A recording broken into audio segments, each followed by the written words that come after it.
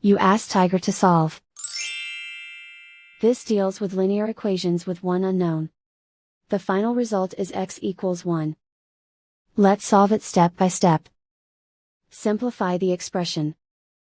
Find the greatest common factor of the numerator and denominator. Factor out and cancel the greatest common factor. Isolate the x. Multiply both sides by 3.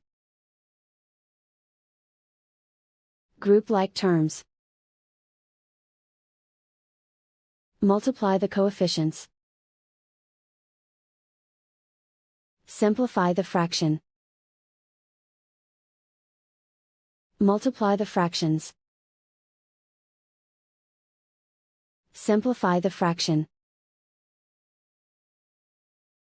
And so the final result is x equals 1.